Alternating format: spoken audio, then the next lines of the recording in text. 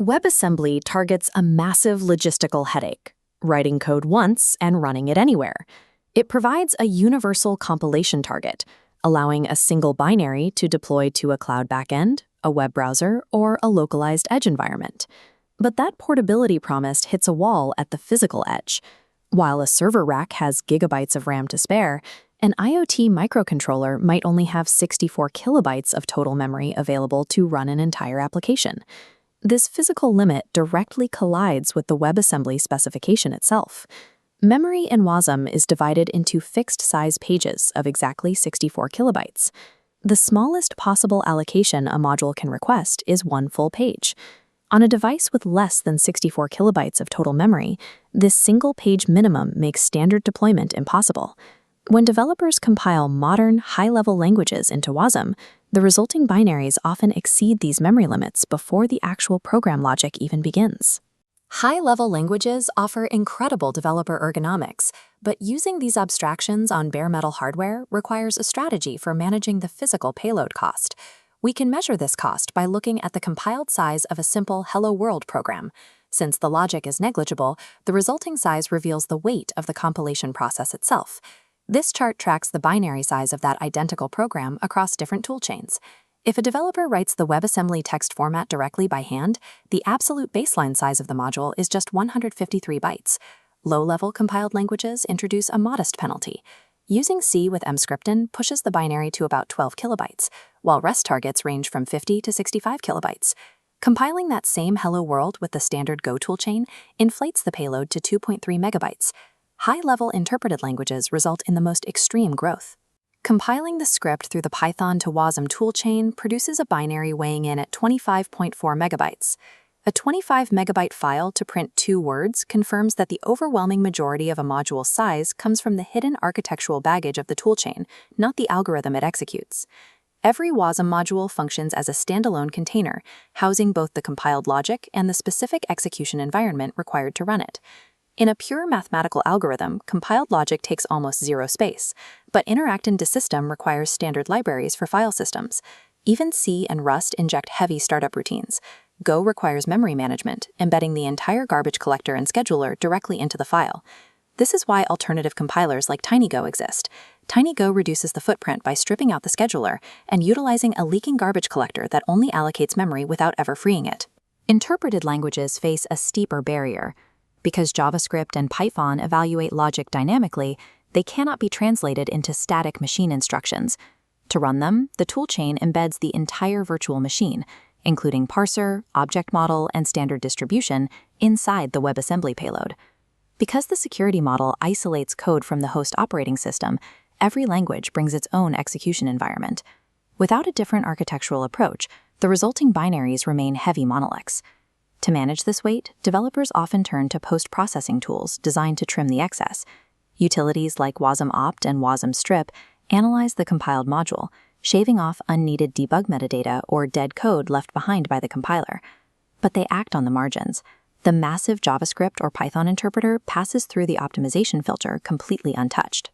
If an execution environment relies on a garbage collector or a dynamic parser to function, dead code analysis cannot remove those core structural requirements.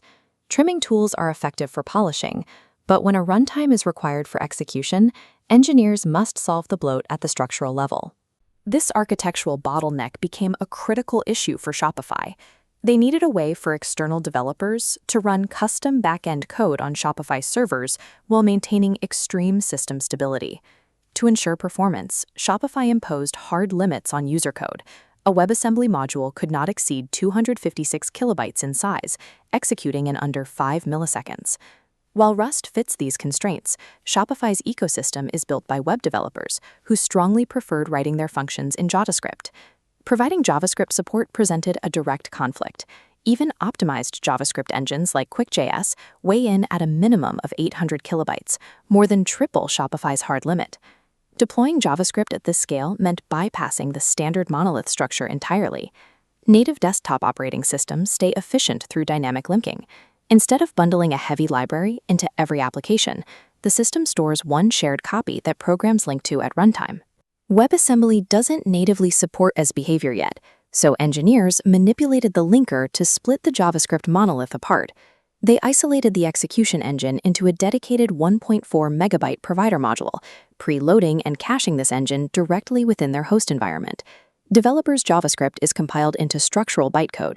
Stripped of the engine, the user's uploaded module shrinks to just 220 bytes. When a request hits the server, this tiny module calls a custom function, feeding its instructions directly into the preloaded engine.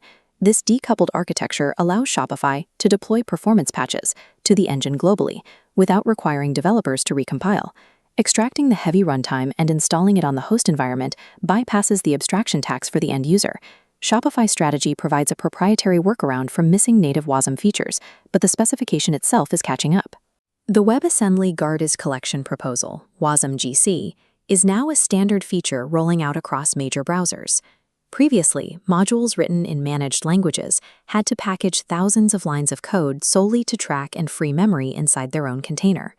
wasm-gc introduces new instruction types that allow a compiled module to pass its memory structures down to the host. The module relies on the garbage collector already running in the browser or server infrastructure. For languages like Dart, Kotlin, and Java, this shift slashes binary sizes. Without the weight of a bundled memory manager, modules download faster and initialize with less system RAM. Granting WebAssembly native access to host-level execution capabilities eliminates the need to duplicate complex runtimes inside every individual binary. This transition toward shared capabilities is codified in the WebAssembly System Interface Update, which standardizes how modules interact with host systems outside the browser. The update centers on the component model. It serves as the standardized equivalent to the dynamic linking architecture, allowing separate WASM modules to link together at runtime. A developer can write a core algorithm in Rust and link it directly to an HTTP handler written in Go. The component model provides the translation layer, moving data safely across language boundaries. This architecture abstracts heavy system calls and I/O away from the core compute module, ensuring the binary only contains the logic it needs to function.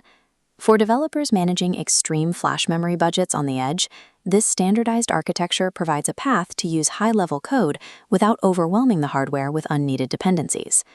The WebAssembly ecosystem now provides a modular, bare-metal architecture, a system where high-level abstractions can finally run on constrained hardware without paying the payload tax.